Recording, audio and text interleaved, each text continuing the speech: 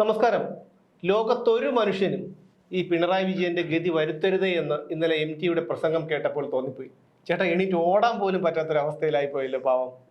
അല്ല, അതെ, അത് നമ്മൾ പ്രതീക്ഷിച്ചതാണ്. എവിടെന്നെങ്കിലും അത്തരത്തിലുള്ള ഒരു പ്രതികരണം ഉണ്ടാകും. അതും ഏറ്റവും ഉയർന്ന ഭാഗത്ത് നിന്ന് പ്രതികരണം ഉണ്ടാകും. എന്തുകൊണ്ട് ഉണ്ടാകുന്നില്ല എന്നൊരു മനസ്താപത്തായിരുന്നു നമ്മളെല്ലാവരും. കാരണം ഇത്രയും പ്രബുദ്ധമായ കേരളം എന്നൊക്കെ പറയുന്നുണ്ടെങ്കിലും വലിയ സാഹിത്യകാരന്മാർ, വലിയ കലാകാരന്മാരൊക്കെ ഉണ്ടായിരുന്നു. ഇവരെല്ലാം സ്തുതിപാടാനായിട്ട് മാറുന്നല്ലോ. വല്ലാത്ത ഒരു മാനസിക വിഷമമായിരുന്നു. ഒരു നല്ല കേരളീയൻ എന്നുള്ള നിലയിൽ, ഒരു ഈ കേരളത്തെ സ്നേഹിക്കുന്നവൻ എന്ന നിലയിൽ, പ്രത്യേകിച്ച് ഇടതുപക്ഷത്തെ സ്നേഹിക്കുന്നവൻ എന്ന നിലയിൽ, പ്രത്യേകിച്ച് കമ്മ്യൂണിസ്റ്റ് പാർട്ടി പ്രവർത്തകനായിരുന്ന ഒരാളെന്നുള്ള നിലയിൽ ഒക്കെ എനിക്ക് തോന്നിയിട്ടുണ്ട്. എന്താണ് ഈ പിണറായി വിജയൻ ഇത്രമാത്രം അതിരുവിട്ട് പ്രവർത്തിച്ചിട്ടും ആരും ഒന്നും മിണ്ടാത്തത്? എന്താണ് ഇത്ര മോശക്കാരില്ലെന്ന് മാത്രമല്ല, ഈ പല സാംസ്കാരിക നായകരെന്ന് സ്വയം നടിക്കുന്ന പലരും പിണറായി വിജയനും ഇടതുപക്ഷത്തിനും ഓശാന പാടുന്ന ഒരു സമീപനമാണ് സ്വീകരിച്ചിരുന്നത്. അതിനുള്ള സ്ഥാനമാനങ്ങളൊക്കെ അവർക്ക് പലർക്കും കിട്ടിയിട്ടുണ്ട്. അത് തന്നെയാണ്.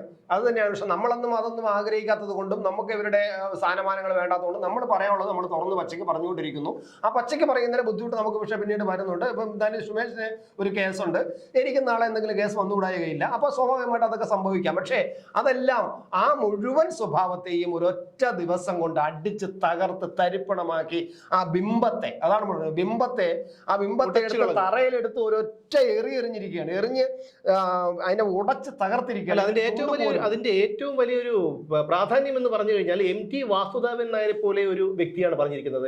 വേറെ ആരാണെങ്കിലും നമുക്കത് ആ ഒരു ഗൗരവം, ഈ ഒരു പ്രസ്താവനയുടെ ഗൗരവം കുറയുമായിരുന്നു. അല്ല, അതിന്റെ ഞാൻ പറഞ്ഞില്ല, കാലഘട്ടത്തിന്റെ ആവശ്യമാണ്. ഈ കമ്മ്യൂണിസ്റ്റ് പാർട്ടി സാധാരണ പറയുന്നുണ്ട് ഒരു കാലഘട്ടത്തിന്റെ ആവശ്യം എന്ന് പറയുന്നത്. കാലഘട്ടം പറയുന്നതനുസരിച്ച് കാര്യങ്ങൾ നടക്കുമെന്നാണ് പറയുന്നത്.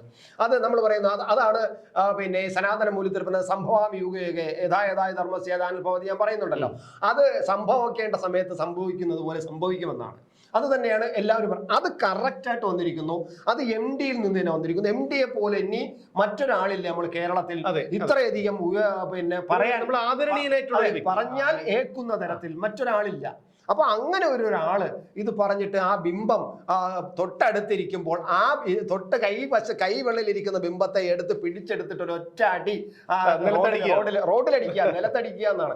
അതാണ് സംഭവിച്ചിരിക്കുന്നത്. പക്ഷേ അപ്പോഴും ഈ സങ്കടം അതല്ല, അപ്പോഴും അതിനെ ന്യായീകരിക്കുന്നവരെ കാണുമ്പോഴാണ്. അല്ല, ന്യായീകരിക്കുമ്പോൾ EP ജയരാജൻ പറഞ്ഞിരിക്കുന്നത് പ്രധാനമന്ത്രി നരേന്ദ്രമോദിയെ ഉദ്ദേശിച്ചാണ് പറഞ്ഞിരിക്കുന്നത് എന്ന് പറയുന്നുണ്ടെങ്കിലും, പക്ഷെ എന്റെ ഒരു കാഴ്ചപ്പാടിൽ EP-ക്ക് ന്യായീകരിക്കണം. പക്ഷെ EP-യുടെ ഉള്ളിൽ വലിയൊരു കടൽ തിളച്ചു മറിയുന്നുണ്ട്, ഒരു തീക്കടൽ തിളച്ചു മറിയുന്നുണ്ട്. പിണറായി വിജയനോടുള്ള രോഷം തിളച്ചു മറിയുന്നുണ്ട്.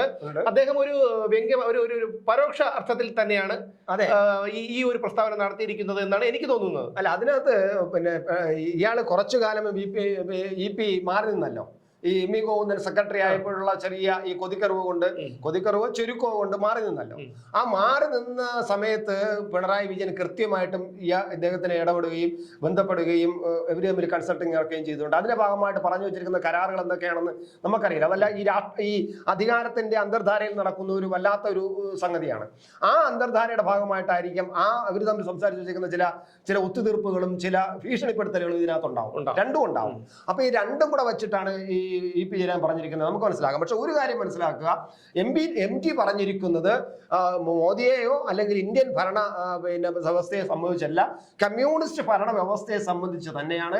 അദ്ദേഹം റഷ്യയിലെ നിരവധി കാര്യങ്ങൾ പറഞ്ഞുകൊണ്ടാണ് റഷ്യയും നമ്മുടെ സോവിയറ്റ് യൂണിയനും റഷ്യയും BJP-യും അല്ലെങ്കിൽ കേന്ദ്ര സർക്കാർ തമ്മിൽ യാതൊരു ബന്ധവുമില്ല. അപ്പൊ മാത്രമല്ല EMS-നെ പറഞ്ഞു. പിന്നെ EMS-നെ പറയുന്നതിന് മുമ്പ് തന്നെ റഷ്യയെ പറഞ്ഞു, സോവിയറ്റ് യൂണിയനെ പറഞ്ഞു. എന്തുകൊണ്ട് സോവിയറ്റ് യൂണിയൻ തകർന്നു എന്നതിനെ കുറിച്ച് അദ്ദേഹം പറഞ്ഞു.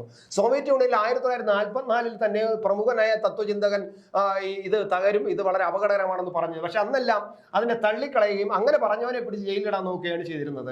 അത് കഴിഞ്ഞ് പിന്നെ നമ്മുടെ പ്രധാനപ്പെട്ട രണ്ട് ഗോർക്കിയും പിന്നെ ചെഷസ്ക്യൂവും അതുപോലെ ചെക്കോവും ഇത് പറഞ്ഞിരുന്നു. അപ്പൊ ഇതെല്ലാം നമ്മൾ കാണണം. ഇത് ഈ പോകുന്ന വളരെ അപകടത്തിലോട്ടാണ് സോവിയറ്റ് യൂണിയന്റെ കമ്മ്യൂണിസ്റ്റ് പാർട്ടിയുടെ നീക്കം പോകുന്നത്. ഇത് അധികാര പ്രമത്തതയാണ്, അധികാരം കൊണ്ട് സാധാരണ ജനത്തിന് മനസ്സിലാക്കുന്നില്ല, സാധാരണ ജനത്തിന് കാണുന്നില്ല എന്നൊക്കെ പറഞ്ഞപ്പോഴാൽ അവരെല്ലാം പിന്നെ ജയിലിലാക്കാനും അല്ലെങ്കിൽ അവരെല്ലാം വിമർശിക്കാനും അവരെ നാട് കടത്താനും ഒക്കെയാണ് ശ്രമിച്ചത്. അത് തന്നെയാണല്ലോ കേരളത്തിൽ സംഭവിച്ചത്. അതാണ് സംഭവിച്ചുകൊണ്ടിരിക്കുന്നത്.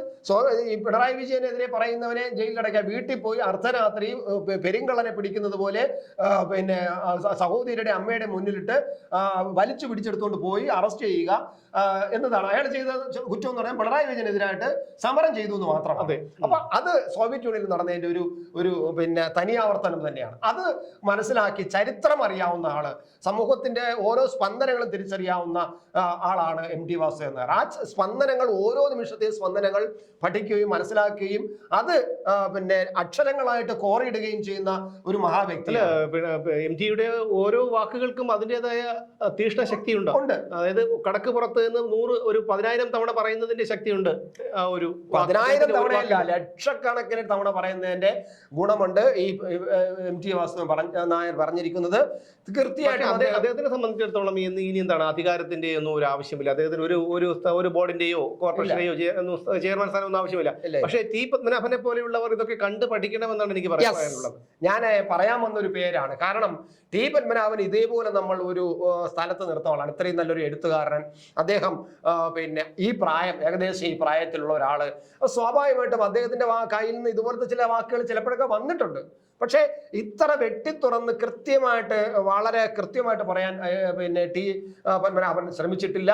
അതിനകത്ത് അയാൾക്ക് ഉള്ളിൽ എന്തോ ഒരു ഭയമുള്ളതുപോലെ തോന്നിയിട്ടുണ്ട്. ഇനി ടി പത്മനാഭനെ പോലുള്ളവർ ദയവായി എം ഡിയെ പോലെ ധൈര്യമായിട്ട് രംഗത്തിറങ്ങുക. കേരളം നിങ്ങളെ സ്നേഹിക്കുന്നു, കേരളം നിങ്ങളെ ആരാധിക്കുന്നു, നിങ്ങളെ ഇഷ്ടപ്പെടുന്നു. നിങ്ങൾ എഴുതുന്നത് മുഴുവനും അതേപോലെ വായിച്ച് തലയിൽ ഉൾക്കൊള്ളാൻ കേരളം ആഗ്രഹിക്കുന്നു. പക്ഷേ നിങ്ങൾ സ്വതന്ത്രമായിട്ട് എം ഡിയെ പോലെ തുറന്ന മനസ്സുമായി രംഗത്ത് വന്നു കഴിഞ്ഞാൽ നിങ്ങൾ കേരളത്തിന്റെ പ്രിയപുത്രന്മാരാവും. അല്ലെങ്കിൽ നാളെ ഞങ്ങൾ ചരിത്രത്തിൽ ഇയാളെയും അങ്ങനെ കൂട്ടുകയുള്ളൂ, മറ്റേ ആളിന്റെ സ്തുതിപാഠകൻ എന്ന് മാത്രമേ. തീർച്ചയായിട്ടും. കാരണം നമ്മള് അത് ആദ്യമായിട്ടാണ് ഇതുപോലൊരു സംഭവം നടക്കുന്നത്. കാരണം ശാരദക്കുട്ടിയൊക്കെ എഴുത്തുകാരി എന്നാണ് പറയപ്പെടുന്നത്. എഴുത്തുകാരി അവരൊക്കെ പറയുന്നത് പലപ്പോഴും ഈ എന്താണ് ആവശ്യമില്ലാത്ത കാര്യങ്ങളിൽ പോലും അഭിപ്രായങ്ങൾ പറഞ്ഞ് ഈ തെറ്റിദ്ധരിപ്പിക്കലാണ് സമൂഹത്തിൽ ശ്രമിച്ചുകൊണ്ടിരിക്കുന്നത്. അല്ലേ? പേരെടുത്ത് പറയുന്നതിൽ നമുക്ക് പേരെടുത്ത് പറയുന്നത് കുഴപ്പമൊന്നുമില്ല, അവര് വേണമെങ്കിലും എന്തോ ചെയ്തോട്ടെ. പക്ഷേ ഒരു കാര്യം, ഇവരെല്ലാം വിചാരിക്കുന്നത് ഇടതുപക്ഷത്തിനെ പിന്തുണച്ചില്ലെങ്കിൽ ഞാൻ ബുദ്ധിജീവിയല്ല എന്നൊരു തോന്നൽ ജനങ്ങൾ ഉണ്ടാകുമോ, ഞാൻ ബുദ്ധിജീവിയല്ല എന്ന് പറയുമോ, ഞാൻ സംഖ്യയാണെന്ന് മുദ്ര ചാർത്തപ്പെടുമോ, ഇതാണ് ഭയം. അല്ല, ഇവർ ഈ പറയുന്നത് ഇവരുടെ ഉള്ളിലറിയാം, ഇവർ പറയുന്നത് ശരിയല്ല എന്നും ഈ ശാരദക്കുട്ടിയെ പോലുള്ളവർ പറയുന്നത് ശരിയല്ല എന്ന് അവർക്ക് തന്നെ അറിയാമായിരിക്കും. എല്ലാം പറയുന്നത് എല്ലാം തെറ്റെന്നല്ല പറയുന്നത്, ചിലതൊക്കെ ശരിയായിട്ട് വരാറുണ്ട്. പക്ഷേ തെറ്റായ കാര്യങ്ങളെന്ന് മാത്രമല്ല അവരൊരു പക്ഷം പിടിച്ച് സംസാരിക്കുന്നത്. അത് ഈ ശാരദക്കുട്ടിയുടെ പേര് ഞാൻ ഒരു ഉദാഹരണമായി എടുത്തു. മീരയായിട്ട്, അതുപോലെ പലരും, അതായത് കവിത അടിച്ചു വരുന്ന ഒരു കക്ഷി ഉണ്ടായിരുന്നല്ലോ. അതുപോട്ടെ, അതൊക്കെ ദീപനിശാന്ത്. അതൊന്നും അല്ല, ഞാൻ പറഞ്ഞു വരുന്നത് അതൊക്കെ ആ തരത്തിൽ നമ്മൾ കണ്ട ദീപാശാന്തിനെ നമുക്ക് ആ താരതമ്യത്തിൽ ആ ഒരു പട്ടിക നിർത്തി സംസാരിക്കാൻ ഞാൻ ഒരിക്കലും ആ ഒരു ഭാഗത്തോട്ട് പോലും കൊണ്ടുവന്നില്ല. ഒരു കാറ്റഗറിയിലാണ്. പേരേ പറയണ്ട, നമുക്ക് അത് പറയാൻ പറ്റില്ല. അത് വേറെ, ഇത് വേറെ. അത് നമുക്ക് വേറെ ചില കാര്യങ്ങൾ പറയുമ്പോൾ കൂടെ അത് ചേർത്ത് വെച്ച് പറയാം. എം ഡിയുടെ കാര്യങ്ങൾ പറയുമ്പോൾ നമുക്ക് ഒരിക്കലും ഈ പേര് പറയാൻ പറ്റില്ല. കാരണം അതാണ്. അപ്പൊ എന്തായാലും ഒരു കാര്യം മനസ്സിലാക്കുന്നു, കേരളത്തില് എം ടി പറഞ്ഞത് കേരള മനസ്സിന്റെ സ്പന്ദനമാണ്, കേരളത്തിന്റെ ഹൃദയ തുടിപ്പാണ് പറഞ്ഞിരിക്കുന്നത്. കൃത്യമായിട്ടും അധികാരം എന്നത് ജനങ്ങളെ സേവിക്കാൻ വേണ്ടിയുള്ള ഒരു ചെറിയ ഒരു ഘടകം മാത്രമാണ്, ഒരു അവസരം മാത്രമാണെന്ന് മനസ്സിലാക്കാൻ കഴിയുന്നില്ല എന്ന് പറയുന്നത് വളരെ തീർച്ചയായിട്ടും ഞാൻ നേരത്തെ പറഞ്ഞതുപോലെ തന്നെ നമുക്ക് ഈ പറയുന്ന ഈ സാഹിത്യകാരന്മാർ ഇനിയെങ്കിലും അല്പമെങ്കിലും നിങ്ങളുടെ ഉള്ളിൽ ആ ഒരു ആത്മബോധം, സ്വന്തം ആത്മവഞ്ചന കാണിക്കാതെ നമ്മളെ എന്തുകൊണ്ടാണ് നമ്മളെന്ന് പറയാം, നമുക്ക് ആത്മവഞ്ചന കാണിക്കാൻ കഴിയുന്നില്ല. കാരണം നമ്മൾ വിശ്വസിക്കുന്ന ചില കാര്യങ്ങൾ ആ തെറ്റാണെന്ന് നമ്മൾ തോന്നിക്കഴിഞ്ഞാൽ പിന്നെ എങ്ങനെ ശരിയെന്ന് പറയാം. അതുകൊണ്ടാണല്ലോ നമ്മൾ ഈ ഒരു ഭയപ്പാട്. നമുക്കറിയാം, ഇന്നത്തെ ഒരു സാഹചര്യം അറിയാം. ഇവിടെ എത്ര പിണറായി വിജയനെയോ പാർട്ടിയെയോ സർക്കാരിനെയോ ഒക്കെ വിമർശിച്ചാലുള്ള ഒരു ഭവിഷ്യത്ത് ഞങ്ങൾക്ക് അറിഞ്ഞുകൂടാത്തതുകൊണ്ടല്ല, ആ ഭവിഷ്യത്ത് ഞാൻ നന്നായി അനുഭവിച്ചതുമാണ്. എന്നിട്ട് പോലും അതിൽ നിന്ന് കുറച്ച് ഒഴിഞ്ഞു നിൽക്കാം എന്ന് കരുതുന്നെങ്കിൽ പോലും ഇവിടുത്തെ സമൂഹത്തിലേക്ക് നോക്കുമ്പോൾ, സാധാരണക്കാരനെ നോക്കുമ്പോൾ അതിന് കഴിയുന്നില്ല എന്നുള്ളതാണ് സത്യം. അതെ, അതുകൊണ്ട് ഈ സാഹിത്യകാരന്മാർ, ഞങ്ങൾ സ്നേഹിക്കുന്നവർ, നിങ്ങൾ ആത്മവഞ്ചകരാകരുത്. ഒറ്റ വാക്ക്. എന്തായാലും എം ഡി ആത്മവഞ്ചകനായില്ല. അദ്ദേഹം എഴുതി തയ്യാറാക്കി പ്രിപ്പയർ ആയാണ് വന്നിരിക്കുന്നത്. അല്ലാതെ പ്രസംഗത്തിനിടയിൽ വന്ന ഒരു അബദ്ധ പരാമർശമൊന്നുമല്ല. അദ്ദേഹം കൃത്യമായിട്ടും ആരാണ് ഈ സ്റ്റേജിൽ ഇരിക്കുന്നതെന്നും ഞാൻ പോകുന്ന പരിപാടി ഏതാണെന്നും ആ പരിപാടിയിൽ എന്തൊക്കെ പ്രസംഗിക്കണമെന്നും അവിടെ വരുന്ന ചീഫ് ഗസ്റ്റ് ആരാണെന്നും ഒക്കെ അറിയാവുന്നത് കൊണ്ട് തന്നെ അതൊക്കെ അറിഞ്ഞു വെച്ചുകൊണ്ട് തന്നെയാണ് അദ്ദേഹം പ്രസംഗം തയ്യാറായിക്കൊണ്ട് വന്നതും കൃത്യമായിട്ട് പോയിന്റ് ആയിട്ട് അദ്ദേഹം പറയുകയും ചെയ്തത്. ഇതിൽ നിന്ന് മനസ്സിലാക്കേണ്ടത് ഒറ്റ കാര്യമേ ഉള്ളൂ. ഈ നേരത്തെ നമ്മൾ നാടൻവാക്കിൽ പറയുന്ന അന്തംഗമ്മികൾ അവരെ ഞങ്ങൾക്കൊന്നും പറയാം, കാരണം അവർ നന്നാവില്ല. ഒരിക്കലും നന്നാക്കാൻ പോണ്ട. അവനെ നന്നാക്കിയിട്ട് കാര്യമില്ല. അവരൊരിക്കലും നന്നാവില്ല. ഒരു കാരണവശാലും ഞങ്ങൾക്ക് അവരെ ഒരു കുറ്റവും പറയാൻ. നിങ്ങൾ ചിലപ്പോ ഇതാണ് ഈ ചില ഈ വരട്ട് ചൊറികള് ഭേദമാകുന്ന ചൊറികളുണ്ട്, ഭേദമാകാത്ത ഒരു കാരണവശാലും ഇവരെ ഒന്നും നന്നാക്കണ്ട. ഈ DYFI പ്രഭൃതികളെയും SFI പ്രഭൃതികളെയും ഈ പറയുന്ന ആരെയും നമ്മൾ നന്നാക്കാൻ നോക്കണ്ട. അവരെ നമ്മൾ ഇനി എന്തൊക്കെ വഴക്ക് പറഞ്ഞാലും അവർ നന്നാവാൻ പോകുന്നില്ല. അതുകൊണ്ട് അവരെ നിങ്ങളെ നന്നാക്കാൻ പറ്റും. ഞങ്ങൾക്ക് പറയാനുള്ളത് ഈ സാഹിത്യകാരന്മാർ MT പറഞ്ഞത് മനസ്സിലായിക്കൊണ്ട് ആത്മവഞ്ചകരാകാതെ നിങ്ങൾക്ക് ശിഷ്ടകാലം ഭൂമിയിൽ ജീവിച്ചാൽ അതാണ് അന്തസ്. ഞാൻ ഏറ്റവും കൂടുതൽ സന്തോഷം പ്രകടിപ്പിക്കുന്ന ഒരു ചർച്ചയും കൂടിയാണ് അത്. കാരണം ഈ നമ്മളെ ഒരു സ്ഥലത്ത് ഇരുത്തി അങ്ങ് അപമാനിക്കുവാന്നൊക്കെ ഈ ട്രോളന്മാർ പറയില്ലേ, അതിനേക്കാളും ഒരപ്പുറത്തേക്ക് ആയിപ്പോയി. കാരണം എറിഞ്ഞു വെട്ടുന്നവനെ പറന്നു വെട്ടുന്നവനെ എറിഞ്ഞു വീഴ്ത്താൻ ഒരാൾ വരുമെന്ന് ഒരു പഴഞ്ചൊല്ലുണ്ട്. അതുപോലെ ആണ് പിണറായി വിജയന്റെ കാര്യം. എന്തായാലും ഇന്നലത്തെ പിണറായി വിജയന്റെ ആ ഒരു ഇരിപ്പിൽ ഞാൻ പറഞ്ഞതാണ്, അതായത് ഒരു ബിംബത്തെ തകർക്കണമെന്ന് ഒരാൾക്ക് തോന്നി, ബിംബം പോകുന്നത് മഹാമോശപ്പെട്ട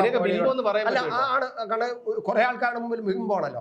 പക്ഷെ ആ ബിംബത്തെ തകർക്കാൻ പലരും ശ്രമിക്കാറുണ്ട്. പക്ഷെ ആ ബിംബം ഇല്ലാത്തപ്പോഴാണ്, ബിംബത്തിന്റെ പ്രസൻസിലില്ല, ബിംബം വേറെ എവിടെയെങ്കിലും ആയിരിക്കും. ഇതങ്ങനെയല്ല, ഇത് കറക്റ്റ് ബിംബം പ്രസന്റ് ആണ്. തൊട്ട് കയ്യെത്തും ദൂരത്ത്, പോലും പറ്റാതെ ഈ കയ്യെത്തും ദൂരത്തല്ല, തോളിൽ തട്ടി ഇരിക്കുന്ന ദൂരത്ത് ബിംബം ഇരിക്കുമ്പോഴാണ് ആ ബിംബത്തിനെ എടുത്ത് പൊക്കിയെടുത്ത് ഒരൊറ്റ അടി തറയിൽ അടിച്ച് പൊട്ടിച്ചിരിക്കുന്നു. അതെ അതെ.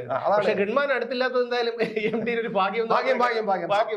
അല്ലെങ്കിൽ അനിൽ വന്നിട്ടുണ്ടായിരുന്നെങ്കിൽ അവൻ അപ്പൊ തന്നെ അനിലുണ്ടായിരുന്നുവെങ്കിൽ ചിലപ്പോ ഇതൊന്നും ആയിരിക്കില്ല ഗതി. എന്തായാലും കറക്റ്റ്. എന്തായാലും ഇനി ഈ പിണറായി വിജയൻ ഇന്നലെ ഉണ്ടായ ഒരു അവസ്ഥ ലോകത്ത് എന്റെ ശത്രുക്കൾക്ക് പോലും ഉണ്ടാകരുത് എന്ന് പ്രാർത്ഥിച്ചുകൊണ്ട് ഈ ചർച്ച ഇവിടെ അവസാനിപ്പിക്കുകയാണ്. നാളെ വീണ്ടും കാണാം മറ്റൊരു വിഷയവുമായി.